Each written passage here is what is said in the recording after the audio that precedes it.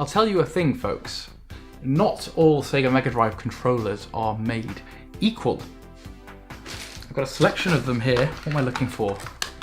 Now, the controller that I remember from my childhood, from growing up, was the original Generation 1 Mega Drive controller. And this is the kind of iconic one that I would think about first if you mention Mega Drive. But it's the one I probably use the least nowadays.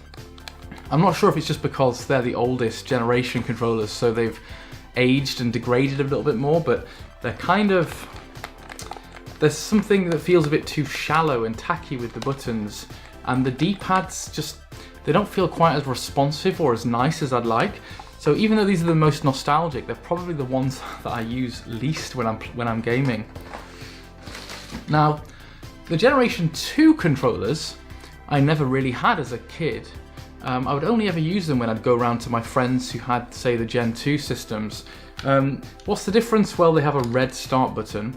And the thing with them is, that I always noticed was that the D-pad feels a little bit different. It may just be the ones that I have, but a little bit sort of slippier. Otherwise, very similar feeling, and again, not one that I go to very often. The first 6-button controller I got was one of these third-party ones, and I actually quite like this. The thing that you'll notice is that the buttons stand like very proud, and they're a little bit more solid and stodgy than the official controllers. So this is something I was using for quite a while, and it's actually a pretty good controller. It's also got a slow-mo button on the back, a little switch there. But for me, the definitive Mega Drive controller, the one that I use all the time, whether it's on the original console or on the emulator, is the 6-button controller. This is leaps and bounds above all the others.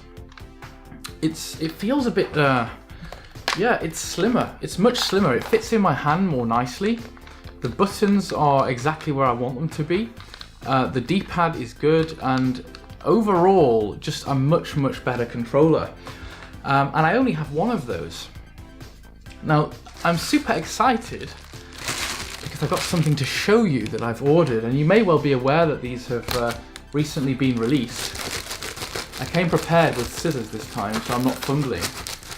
But how exciting is it that in this day and age, I can buy a brand new release of a Mega Drive controller. So here we have it. It's the boxed Mega Drive 6-button arcade pad, and they come in these awesome colours that I just thought looked absolutely fantastic. This is officially licensed, guys, by Sega.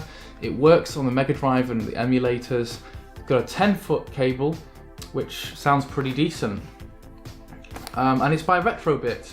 But as I said, they managed to actually get the official backing of Sega for this product, meaning that it should be really good quality. So let's just unbox it, just taking the back off there, and slide it out. Here we go.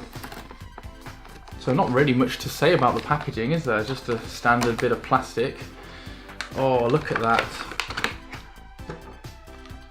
That is a thing of beauty. Look at it in all its clear plastic blue glory. Really cool.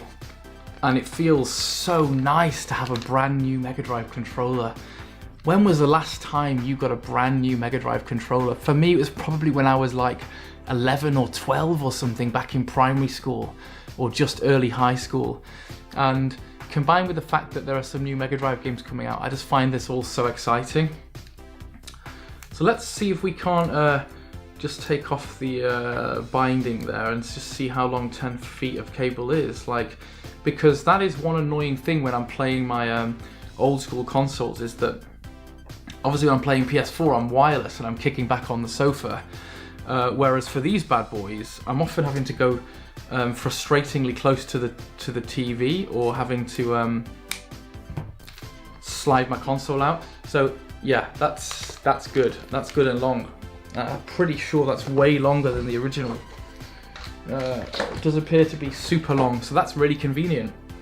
And yeah, they have released USB versions, but this is the actual official proper pin version, just like I was having a Mega Drive controller. And you can find these online. I think it was £15. So let's plug it into the Mega Drive and see how it feels, see how it handles. Alright, we're playing some zeroing, guys, and it feels absolutely amazing.